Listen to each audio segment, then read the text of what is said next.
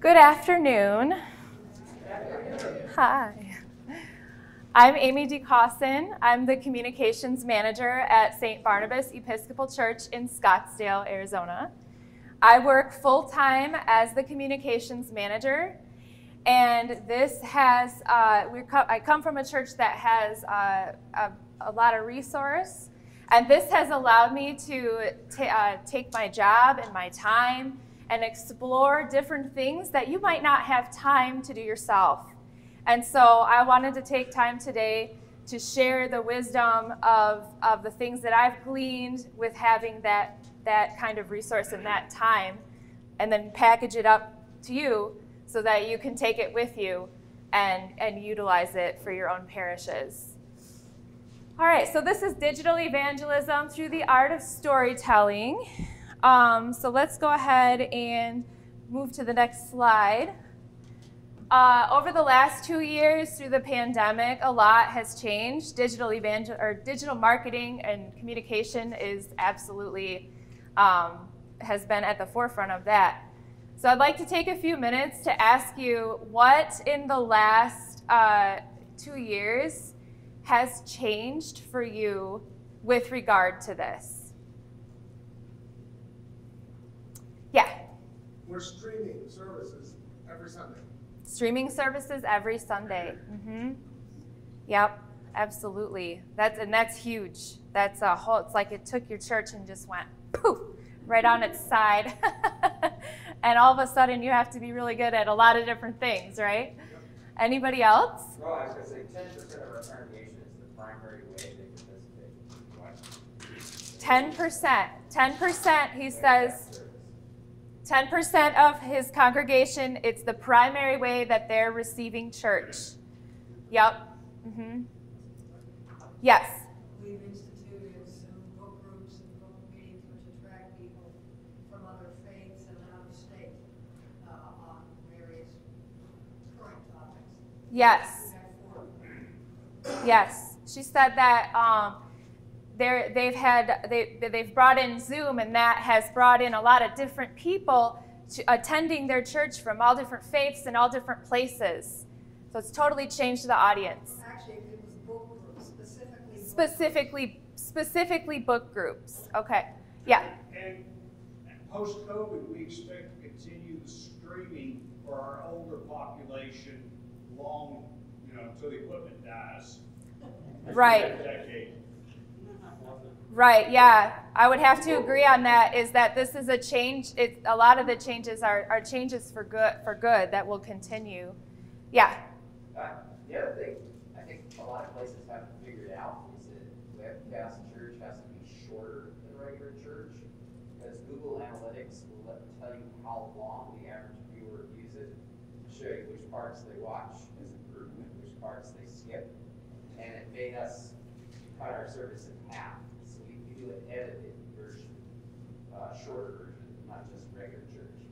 Wow, that's really interesting. So if you didn't hear what he said, that they actually they do an edited version of their service on Sundays for the online viewers, because the analytics that they're receiving through Google is showing them that where viewers are tuning in and where they're tuning out. And that's another thing, these changes, there are challenges. There are challenges. There are also advantages.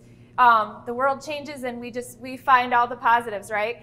And one of the things that we find is because we are doing things digitally, we're able to track and understand people's behavior in a different way, and that can be a good thing too. That helps us understand how we can cater to the needs of our people. Yeah. We have about as many people who we're pretty sure are not members, have never been members, as many online as we do present. Wow. Yeah. Wow. She said that they have just as many online participants as they have in the pews. And they're unknown to us. And they're unknown. Yeah, it's interesting because you'll know things about these people if you go into your analytics, but you don't know who they are, like you would if you talk to somebody at church, right? Like you have somebody in the pews and you get to know them relationally. So it's interesting that the data is different, whether it's in person or whether it's online. Yeah? We've had to get people to move from putting money in a plate to giving money online, both in a plate and with traditional stewardship. Yes, that's right. Your stewardship got changed. If you're used to having giving in person, all of a sudden you're having to scramble and figure out how to keep that giving going online. And so I think that's probably a good thing, but the pandemic definitely pushed a lot of parishes forward in the process of making that happen. Okay, so I think we will go ahead and, hold on a sec, let me check my notes here. Oops, that's not the right. So today I want to talk to you about your online presence. And so, I want to start by establishing some common vocabulary. So let's go ahead to the next slide. Some things that I will be referencing are internal communication versus external communication.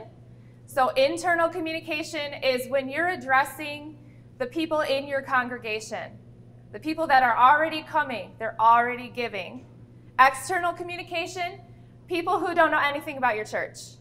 People who come to your website have never seen it. They don't know anything about being Episcopalian. Maybe they don't know anything about being Christian. I mean, there's lots of layers to it. Maybe they just don't know anything about your church specifically. But that would be the difference between those, and how you address those is it's very different. ROI. I don't know if you've ever heard of return on investment. Usually we're talking about money, but I would say yes, it's about money. It's about time. Time is money, so it depends on how you look at it. Return on investment would be, I would talk more specifically about your time. So what's going to give you the biggest ROI biggest ROI on your efforts? You don't have a lot of time, so you want your time to count with what you're doing. Content would be written, photos, and videos. SEO is search engine optimization.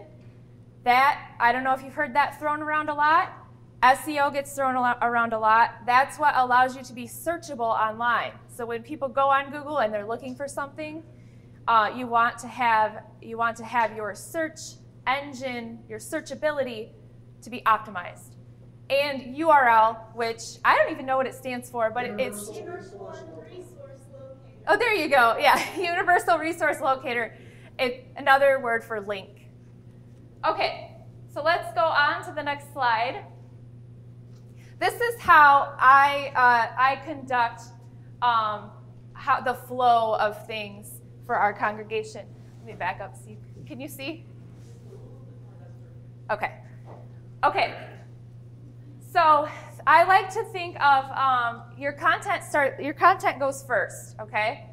So content again is written, it's video, it's photography, it's all the things that are going to then feed everything else. So I painted a cute. I'm an artist, so I just like think through with art. So I painted a cumulonimbus cloud because it's starting to gather all the content, and then we want it to flash flood. The next stop is your website. That content feeds your website. Your website goes next because everything goes back to the website. And you can change your website. You can change the information on your website all the time. And so on the sides there, I've got your email and your social media. And I put a little lightning bolt there on your social media because it's exciting. So your email, when you send out an email, it should link back to your website. When you send out social media, it should link back to your website. So your content comes first and it feeds everything else. We're not talking about print communication today, but your print communication, you might think of that as something that's on the ground, because that would then come and and the content feeds your printed communication. Does that make sense? Okay. All right, so let's go to the next slide. Now let's talk about your website. You need to have a website.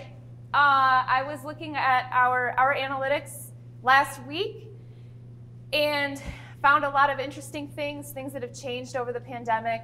I've been at St. Barnabas for 5 years, so I've been able to watch and see how things have really morphed and changed. 80% of the I'm going to talk about our website and hope that applies to your website.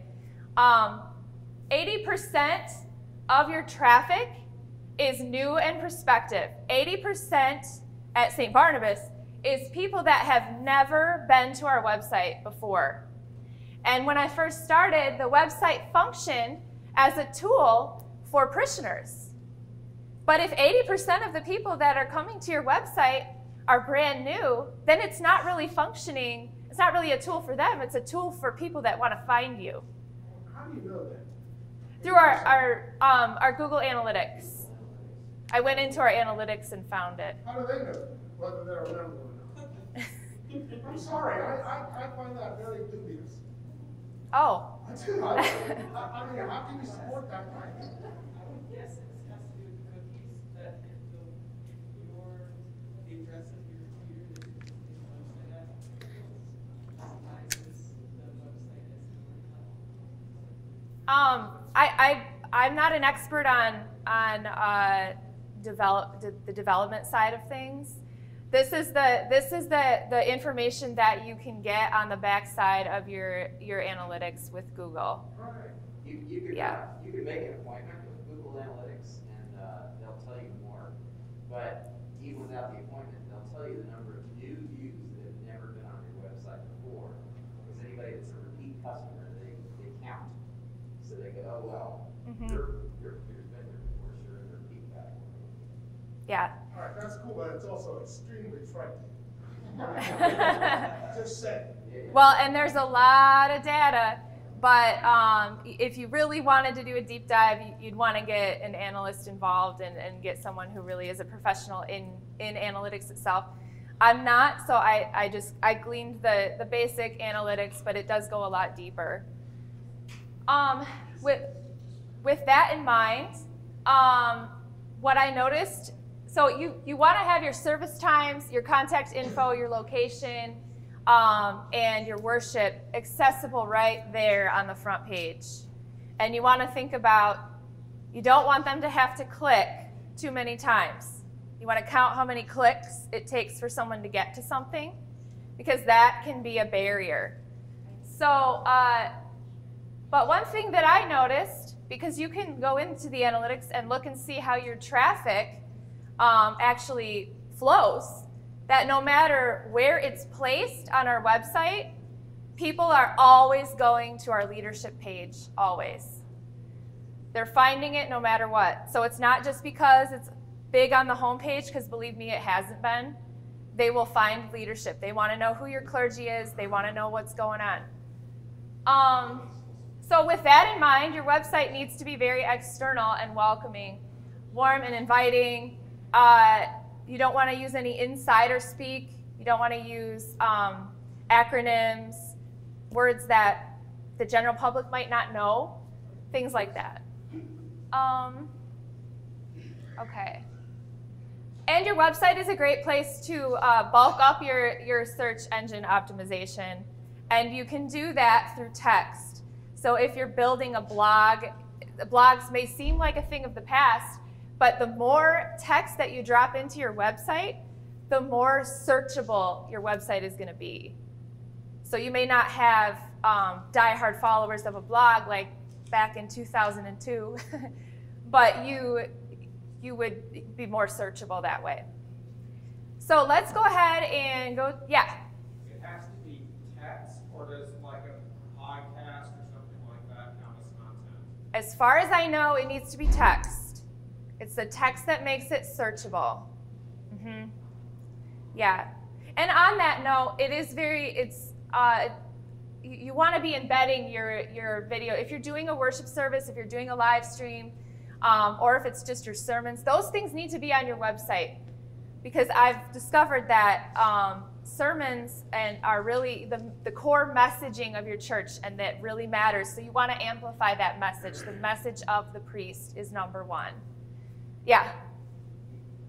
The search words they're looking for tend to be like buzzwords people are looking for. So whatever the audience you're trying to reach. So if it's LGBTQ people, open and affirming. If it's people who've been hurt by some fundamentalist church, they think they're looking for a liberal church. The word liberal needs to be there for them to find it, and so on. About sermons, most people don't watch the whole sermon if they're a church shopper. They watch 3 to 4 minutes. So it has to be good, and the first 3 to 4 minutes have to be totally engaging emotionally, or forget it. Don't put it on your website. Mm-hmm. Yep. You're absolutely right. Okay, so we're going to go ahead and pull up our website.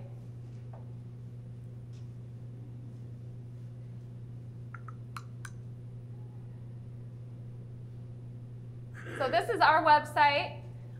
You can see the banner says, "Where do you belong?"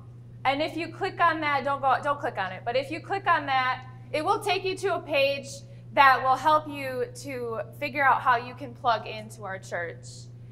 We have the "All Are Welcome" button right there at the top. If you click that, you're gonna read all about what it means to be a welcoming church. All are welcome. We have on the band it says, "Join us for worship in person or online." No reservations required. We have that on there because we recently did have reservations, and we want to make it clear that we're not doing that anymore. You can just come. We did just add a giving button, giving generously, right on the home page, and it goes right to our donations page. And then we have our tile, which gives us worship right there out front. Now with everything being online, you want that worship to be right there, easy for people to get to. So if you go to the next tab, and this is our leadership page, which is in the menu, but I pulled it up so that it would be easy for him.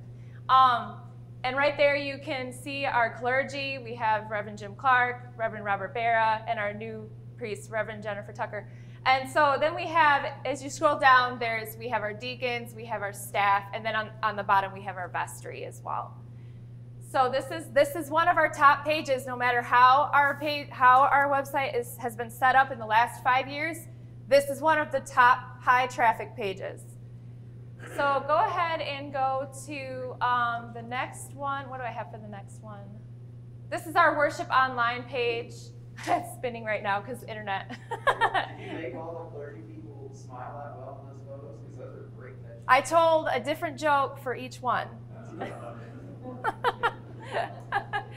And if you scroll down here, I know this is like doing acrobatics. We have our bulletin, our welcome, of course, again, announcements, our donate, and our subscribe. So all of that is right there. So even if you're worshiping at home, they have access to all of that right there. And there's a note on the bottom there about captions. If you scroll down, they can choose captions, and there's a little description of that. If that's something that you like, you can go to our website and grab it and take it. It's yours. Okay, so what do I have? What else do I have? What's that? That's the last tab for the website. Okay. All right, so let's go back to the slideshow.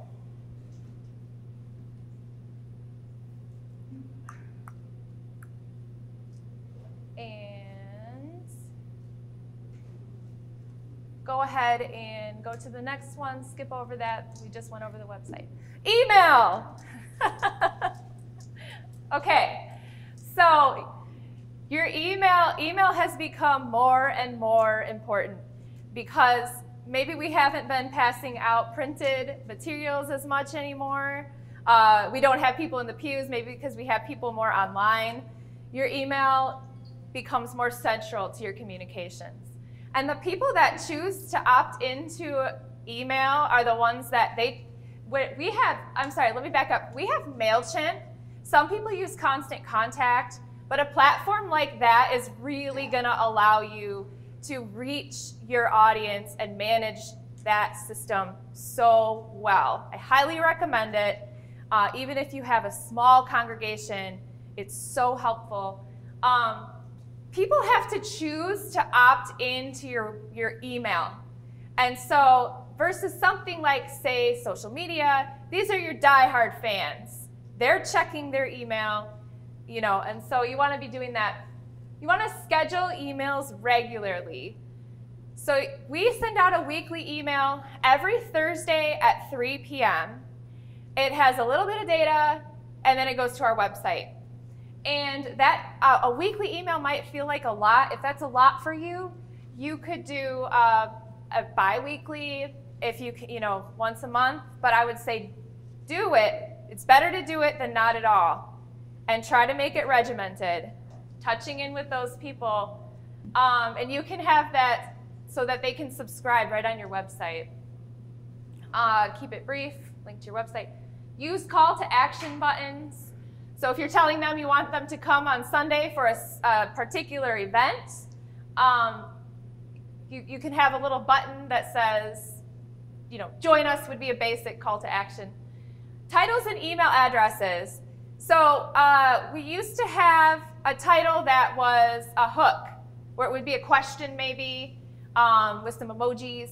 We've gone back to the standard of weekly e-news because we're finding that as people are looking for Zoom links, they need to be able to find it fast. And so they need to look for a standard email that they can pull up, and that's easier for them. So we resorted back to that standard weekly e-news and then the dates. And on the note of Zoom links, if you don't already know this, you should never have Zoom login information on your websites. That's a security breach. You want to put it in your email. Send it through the email. And make sure that your emails are coming from somebody on your staff or a clergy person. Make it personal. We always have our emails. Whoever's in charge of the featured event is then the person that it comes from. And it goes back to a centralized email because we have a larger staff, so it will go back to info@stbarnabas.org, and then it's managed from there. Yeah. We have a lot of older members, and we found that long, complicated Zoom passwords are a big issue.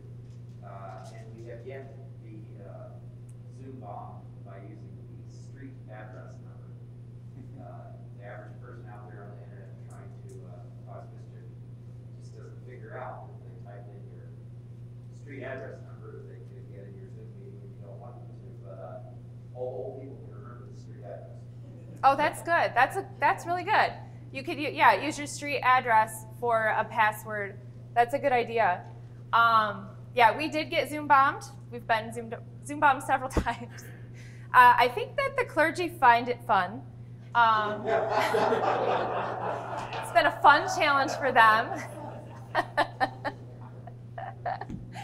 Let me just double check here and make sure I'm not missing anything on this slide. My phone keeps going away. Okay. A note on links in general for your website or whatever. If you're setting up a web page or something, make sure, this is kind of the same thing as using the street address, make sure it's an easy URL. Make sure that it's, stbarnabas.org/welcome. Something, if it's really long, that's complicated and hard and just hard. So, yeah. Okay, so let's go to the emails that we have pulled up. We have two there. Go ahead and go. We have two examples. So the first one is going to be the first Mailchimp there. Yeah, that one.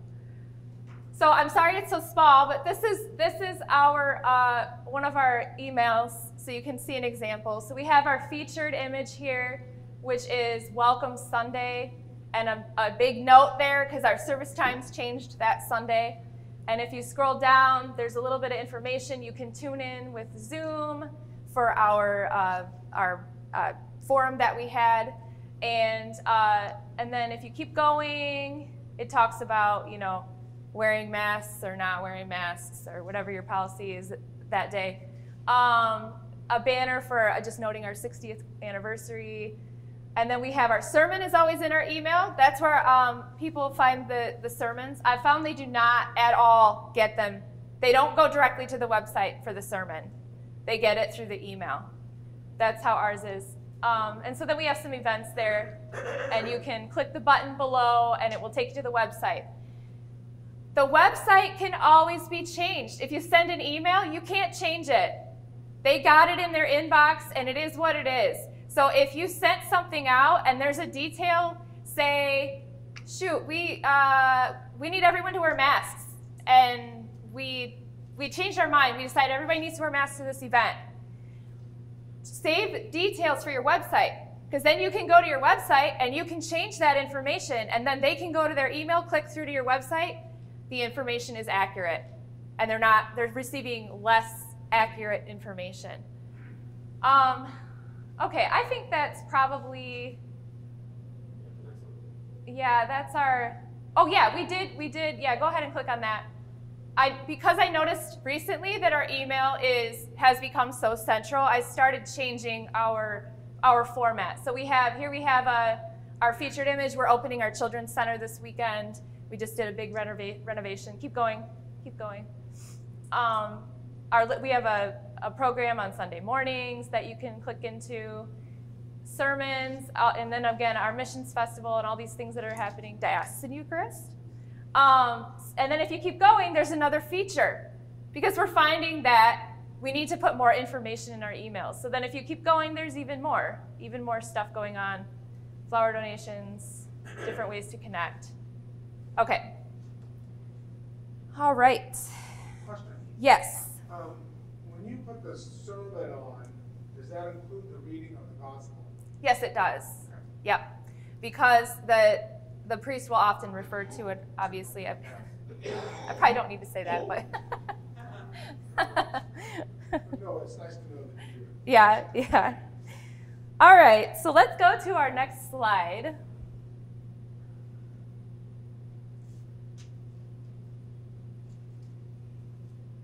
We can go ahead and skip. There we go. Engaging content, yes. Ha! We like to have fun. I actually call it Saint Bananas. Make it, when we're talking about content, we're talking about things that are going to feed all these different things. We're going to feed our social media. They're going to feed all these prospective people that want to come. Make it personal. Be authentic. Know your audience. Who are you talking to? If you're sending out an email, you're talking to your core people, so you can make it more intimate. And versus external, you got to keep in mind, where are they coming from with that. Make sure that you're gathering photos and videos. We'll talk more about that in a minute. And written content. That sounds so overwhelming. But if you're giving a sermon and you write out notes for your sermons, those things can be used for content. If you have worksheets for different programs, you can pull things from that to use as content. So our rector, Jim Clark, he does Quiet Day. We do a thing where our campus is quiet, and he likes to do handouts for that and talk about meditation and centering prayer. And a lot of times I will take those and I'll pull quotes from them and use them for our social media. And you can add it to your blog so that your website has more search engine optimization. So just think about how you can take what you're already doing and use that for your benefit. Okay, so keep going to the next slide. Tell the story. Show people what's inside the door of the church. What's going on inside? Are people loving each other? Are they connecting with each other? I've got a picture here of a little boy who, during our pageant, you couldn't see his head. We had a video pageant, and that he went and stood behind the manger, and there he is. And I thought it was funny. So, You want to show the human connection, get creative and have fun, and don't worry about being too polished. One of the things that I found to be successful in terms of having a steady following in the last 2 years was we did noonday prayer on Facebook.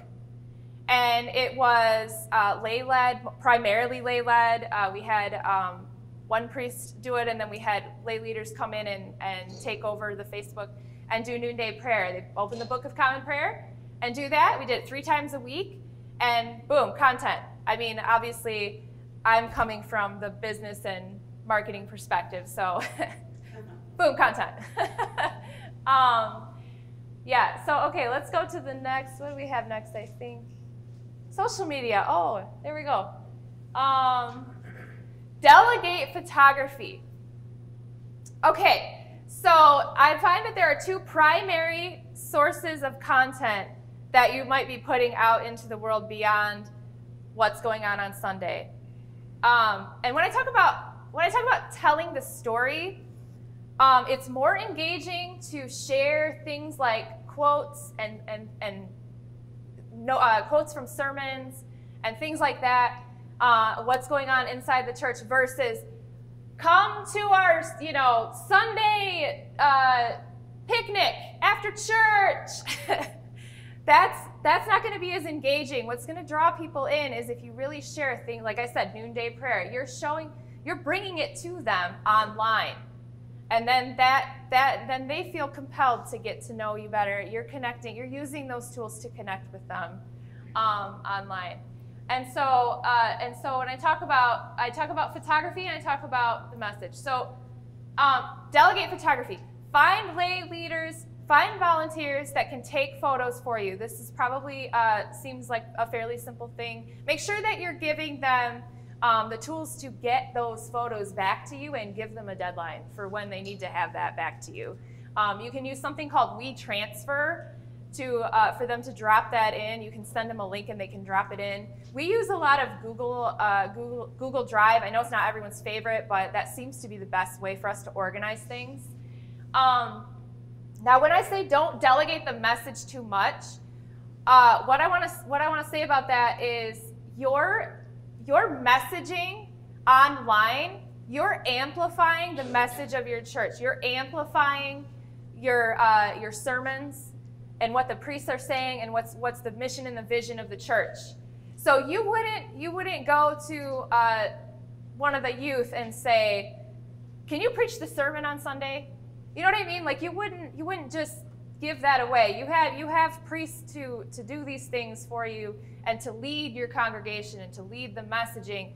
So allow them and their messages to lead what you're putting out into the world. So pulling random quotes from here and there, that's not comprehensive. You really want to be authentic to you. You want people to find you and want to be a part of you, your church. You want to stand out in a crowd. There's so much going on online, and you want people to find you and your uniqueness and love you for you. Use a scheduling platform for your social media. If you're doing social media, I use Later. That's one that you can use. I've also heard of Planoly. Hootsuite, I used to use it, but I migrated over to Later because it was better for Instagram and things like that. Instagram is hopping. So I just checked this out. Our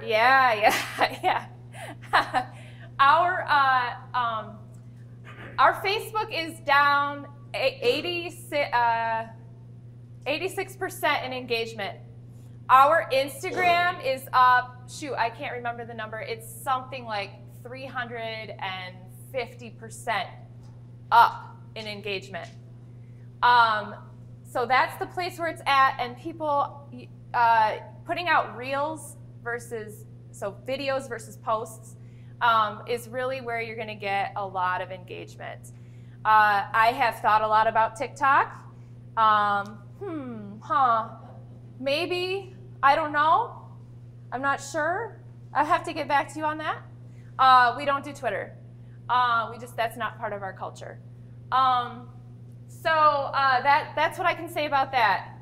And Facebook is going to be 65 and up is going to be your primary source. It's very insular people, it's not gonna get a lot of people outside of your congregation that's diehard following you. Instagram, on the other hand, crazy outsider. You're gonna get a lot of external view. Okay, so let's go to the next slide because I think I've got a few things. Yeah, so here, yeah. Have you thought of using Snapchat since that's, like a Gen Z thing? Haven't really given that a lot of thought.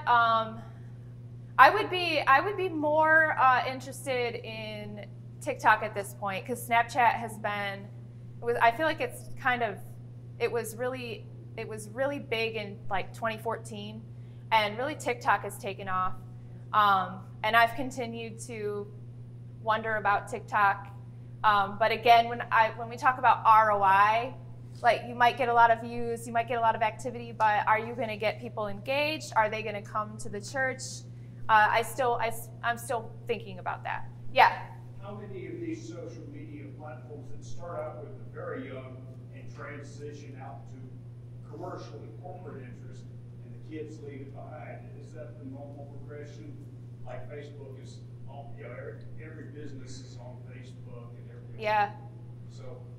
Yeah. Well, it's ever evolving.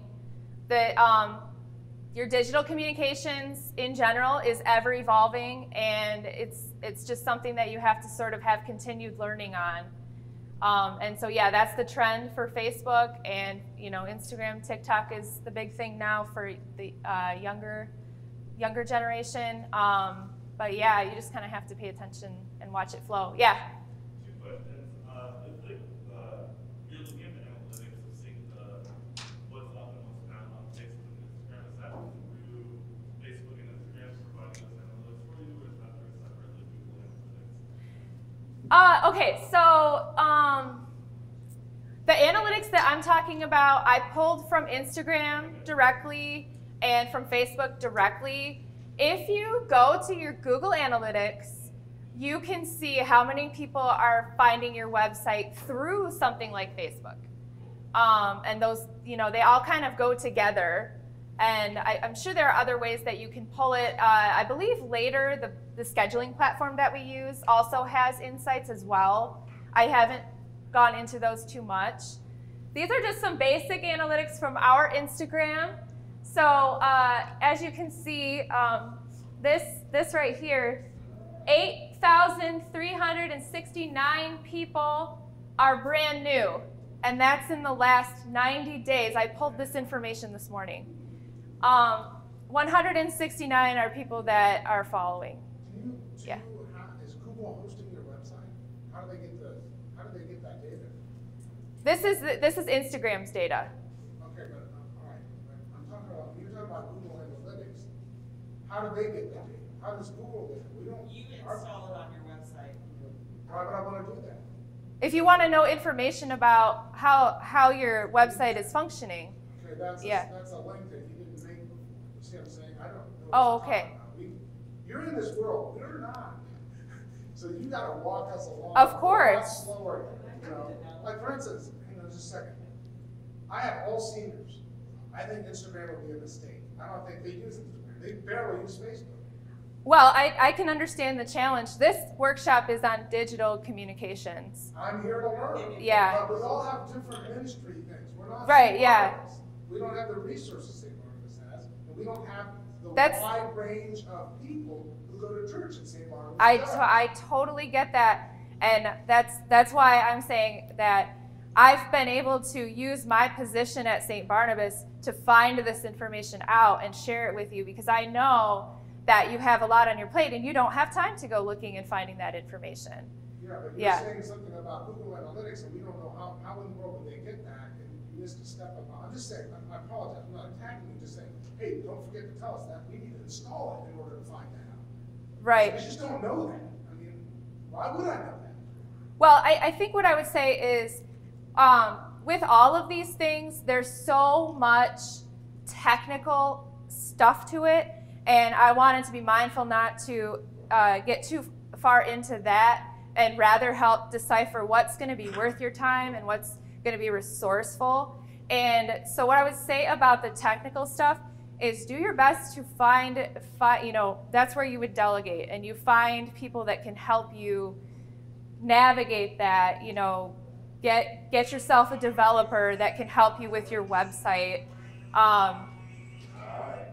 It's just a lot to try to cover all of those technical details in a workshop like this. And it's a huge rabbit hole. And so, I just want to make sure that you're understanding what you might want to then go and investigate from here. Does that make sense? Yes. Okay. So I'm trying to see what do we have here. I can't even read it. What does that say? What'd you say? Different types of content. Different types of content. Oh, yeah, that's right. This bar right here, that's Reels on Instagram. Vertical videos. That's where all your viewership is in Reels. Vertical videos. And then it goes down from there. Yeah. So just from my understanding, because the Reels thing is really interesting to me, you get much more engagement through the video components of Instagram than the post with text and a photo. Is that what you're finding? Yes. Yes. Crazy engagement when it comes to the video. On Instagram, not on Facebook, not on Facebook. And that makes it complicated because you can't just put out the same stuff. So you might want to just pick one and go with it. But let me tell you a trick about the Reels. How am I going to get vertical video and how am I going to do these things? Well, if you post your sermons or your worship services to YouTube, you can take those videos and you can turn them into Reels. They are horizontal, but you can turn them into Reels. Okay, so let's go to the next slide. Can I ask you a question about Reels? Yeah. Typically, what sort of content do you use for Reels, and do you keep them short, like 30 seconds or a minute, or do you do them longer? Let me come back to that, because that's going to be my next slide. Okay. Yeah. So here we have, these are images, and I just wanted to point out that showing the life of your parish, photos of what's going on, the children. People love photos of the children. That is something that gets a lot of engagement. And then the other thing is, again, pulling from your sermons. So here we have a quote from, and don't get caught up in the graphics, because here, this is a stock image. And then there's a quote down here from our rector. The quote is just from his sermon. But here's a quote from Reverend Robert Barra: "Help repair that which binds us as the body of Christ." And then there's a larger quote down at the bottom. But these are our top posts, our top image posts in the last 90 days. So, okay, so let's, yeah. When you think about visual picture with the text in the image, do you use a particular app to throw that text on? Or? So I use Photoshop, but you can use Canva. I don't use it myself, but some of our other staff members do. And then you can do some of it through the apps themselves. Yeah. Okay, so go to the next slide. Oh, okay, so here we have a couple of examples of Reels. So we can go ahead and go to our...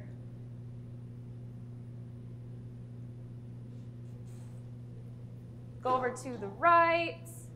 Okay, so I couldn't figure out how to get the sound to work, but here we have our rector, Jim Clark, giving a sermon. I pulled this from our YouTube. I went to the back end of our YouTube channel, downloaded the video, and turned it into this. And you can there's a feature inside Instagram where you can just click on captions, and there we have captions. And this I thought this was a good message to share, and that's one of our highest Reels from the last 90 days. So if we go to the next one. Was that just a few seconds long? Is that the Reel? Yeah, it was about 30 seconds long. Yeah. This one is a wonderful little girl in our parish she had written a poem, and she is sharing her poem with the congregation.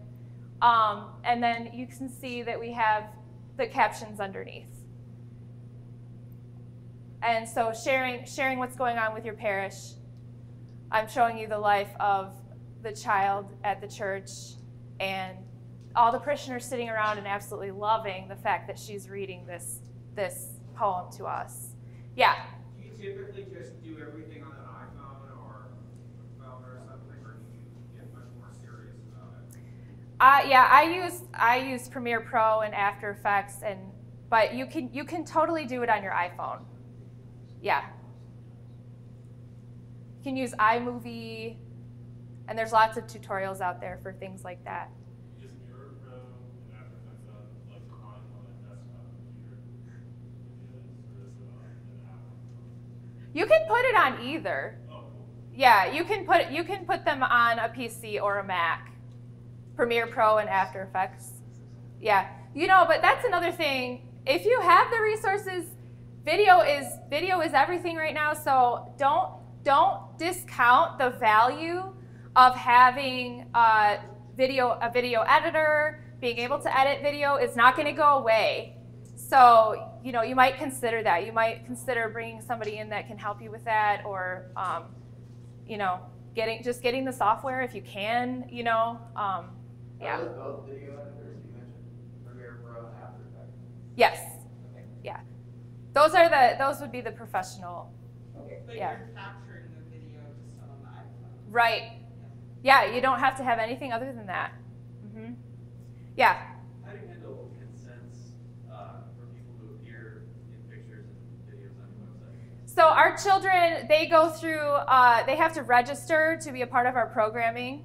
And there's in the form, there's a box that they can check to opt out of consent to put things online.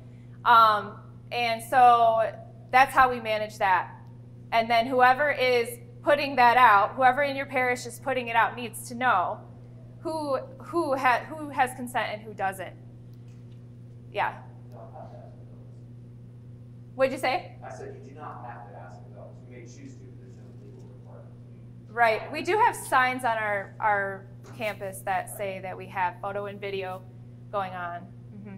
And it's just also trying to be mindful, just not to, pay attention. If you're taking photos during a service, to pay attention to people and respect their space and just kind of gauge the situation. People talk about how some parishioners show up in our media more often than others. And that's because I know that some people are comfortable with it. So yeah, I'm gonna shoot them more often. Yeah. I was gonna say, iPhones have pretty good audio capture for video purposes. And he's got a really fancy camera, but like if you're gonna go buy a camera to use because you want more optical zoom or higher resolution quality, Sony's are more expensive, but they have a digital microphone zoom quality that cheaper cameras don't have. That'll make, like, if you're shooting a sermon from 100 yards away, it'll just like it has autofocus for the camera, it'll focus the microphone right on the speakers and ignore all the other sound. So anyway, Sony cameras need something more than a phone. Yeah. Thank you. Okay, so let's go to our next. What do we have next? I believe we have basic communications template. All right, so here it is for folks that are feeling like this is a lot. If you have 1 to 3 hours a week to put towards communications, and again, I do want to reiterate that I hope that you can understand that communications really should not be a sideshow to what you're doing at the church. It really needs to be at the center. If the sermons and the messaging and the leadership are at the center, so is the mode to which you get that out into the world and you share it. So think about that when it comes to priorities, prioritizing your resources and whatnot. Volunteer photographers, asking your parishioners if they're going to an event, designate someone to take photos for you, and then have them bring it back. Make sure that you're labeling your photos so that you can find them later, because they will come. Label in the title. I put lots of information in the title, whatever might be relevant. If it's something that happened in worship, I might put worship. If it's Eucharist, I put Eucharist. If there's a parishioner in it, I'll put their name, because you never know when you want to try to search for and pull the name of a parishioner and have a photo of them. Things like that. Blog and YouTube. So if at the very minimum you could polish your sermon notes or your notes from workshops and put those up on a blog on your website.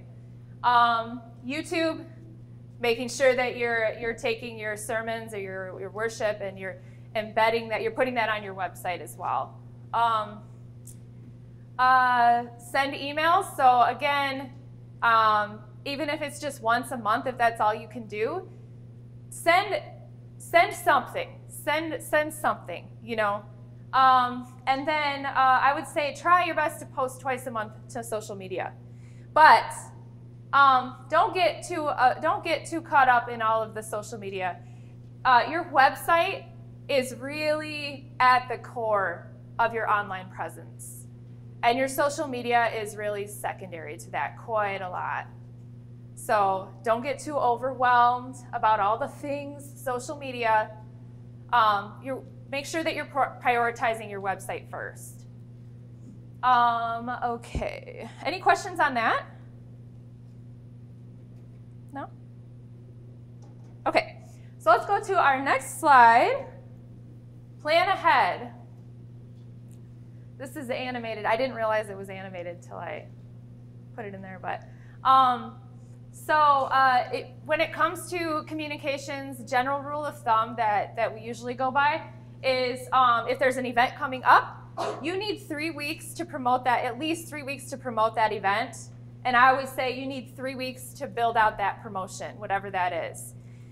So again, if you're feeling overwhelmed, you can when I say you can schedule your emails, you can schedule your social media, you can sit down and you can bulk schedule lots of things all at once. You could sit down and say, for an hour, I'm going to build a bunch of emails, and then I'm going to get them ready to go. You could just draft them and schedule them later if you want, fix the details later. You can do that. Same thing with social media. You can bulk schedule tons of social media. Sit down and plan out your month and do it all. It can take, just an hour or so. You can put it all together. And that will allow you to kind of stay on top of things and not get so overwhelmed by all the constancy of it. So a grand total of 6 to 8 weeks prior to an event is usually what I tell people. I need to have the information for an event 6 to 8 weeks prior so that we can let people know that it's coming up. But, go to the next thing. For big holidays, and we have definitely not always been on the ball with this by any means.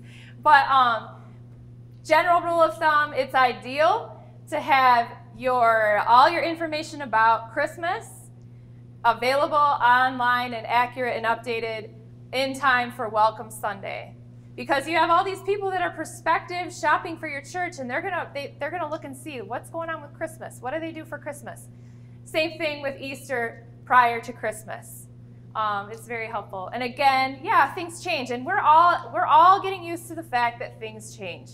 How we gather might change, whether we wear masks, all these things, they might change, but we're getting used to it. And then again, that's why if you have a website, you can change all of that very quickly. One thing I just want to drive home about today is focus on just like I said before, having a website is, if you can't grasp it all, I will tell you, have a website. If it's one page, if it's just one landing page. I built a website for my dad, and he has just one page. No, he doesn't have a church, but it just has times where you can go to his store, and don't get too down on yourself about what you can't do. But if you can do that out of all of these things, I would make that the priority. And I think that's one of the big things that I would like for you to take away today is being able to find some clarity on what it is that you might be able to take with you and prioritize rather than getting lost in all of it and wondering, do I do this or do I do that? So does anybody want to share something that they might be able to take away today with them to apply to their parish? Yeah. Well, I was listening in regards to the website and how it's on the website. What we do is we actually have the entire service recorded and available for you to via the website. Mm-hmm. But as I was listening, I'm thinking possibly what we need to do is just slice out the service other than the homily readings and the homily. Because as Bruce was saying, that there's a short attention span that they have. So those first 3 or 4 minutes are important. So that's something about today's workshop. Yeah. So he said to take the worship video and cut it down to just the gospel reading and the homily to put on your website. Now, with regard to that, how people are getting to your online worship service, of course, has to be considered. So for us, you go to our website and you can watch the live stream service, and then sections of that are portioned out into other places so that those can be found separately, so they don't have to go weeding through the worship service. But that way, you're feeding your internal and your external audiences. Yeah. I'm just really struck with this. It's important to keep the website up to date and have a platform that you can keep it up to date. I'll confess that when I look at smaller congregations' websites, they're sometimes very obviously out of date, and people who know digital marketing tell me that's a turn off. Yes. It's very easy to embed a Google Calendar on your web page, and then they'll believe that's when church really is happening. It looks like you haven't updated your website in 2 years, they may not really believe that's really your service time. But if they see this Sunday, October 17th, they're going to have church at this time, they'll probably show up. Absolutely. And again, that goes back to prioritizing. So if you can't do all the things, then don't do the social media, but make sure that your website is up to date. Yeah. There were lots of things, but one of the things that I was thinking about was our newsletter that goes out every week. We have an email blast. If we could section that down into like small icons or small boxes, and then have those go to the website, then we can change those things on the website if we have to. You can't change an email blast. And then the second thing was, I heard you say, make all the language accessible. And as Episcopalians, we like to use words that have very specific meaning that don't mean anything to obstacles. 100%. I was not raised in the Episcopal Church, and my husband and I found the Episcopal Church about 6 years ago. And there's been a lot of, wait, so what going on? And that has been to my advantage as doing communications for the Episcopal Church. Yeah. I was really struck by the number, like the 80% being new to your website, and really that changes sort of how we use that tool. And then it's more of a, people are checking you out before they come to your church. This is your first introduction to them before they ever walk through your doors.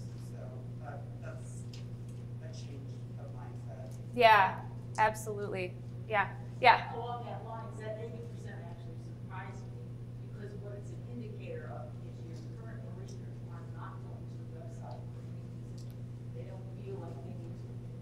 And that's one of the things you need to sort of, and I know we need to do the same thing, is to make sure that people are going there because they know they can get all their information there. Right. Probably pick up. But I was surprised at the 50% picked up. Right. Well, and when you're looking at a percentage, of who's coming to your website. The notion that she said was that if 80% of the people coming to your website are new, then your parishioners are not coming to your website. And I think that that's definitely been something that I've been, since I looked at these analytics last week, I've been thinking about making sure that we're getting information to our parishioners in the right capacity, in the way that they're going to receive it. But remember that a percentage is a percentage. And so if you're looking at, I don't have the numbers off the top of my head, but if you're looking at, and it's crazy how many people come to your website. I mean, the traffic is just thousands and thousands and thousands of people coming to your website. And so that 20% could encapsulate your whole parish, you know, so that's something to also just keep in mind when you're looking at analytics. Yeah. Does St. Barnabas do digital advertising campaigns of some sort? We have done Facebook advertising. We've done Instagram advertising. We use Eventbrite for some of our events. Haven't dived too much into that. But beyond that, we haven't really done, well, we do have some Google ads that are ongoing, that are running. Yeah. Yeah, but not a whole lot. I don't like to spend money too much if it's not needed. Yeah. Yeah. How many communications staff do you have, or FTE if you do it by hour? So I'm full-time on salary, and then I have an assistant who works about 10 hours a week. So 50-ish hours a week? So, yeah, so 50-ish hours a week. Yeah, and then I have a lot, we work very closely as a team. Reverend Robert Barra and I work very closely. I work very closely with our rector and the messaging and the mission and the vision of our church, and help to hold that steady and amplify it, if that makes sense. So, do you have a budget? Are there funds committed to communications? Yes, there are. And again, like I said, we come from a very a privileged church in Scottsdale that has resources, and I don't want to discount that. But what I do want to say is the one thing that money or no money or whatever your resources are, that prioritizing communications in your budget when you're trying to figure out what to prioritize, I really think that it's really very, very important to the life of sustaining the life of your church. Yeah. So, okay, so we go to the next slide. All right. So I'm Amy Decaussin again, and that is I've got our website and then my email address on there as well if you have any questions. So yeah, it's been a privilege to be able to offer this to you, and I really hope that you found it helpful. So.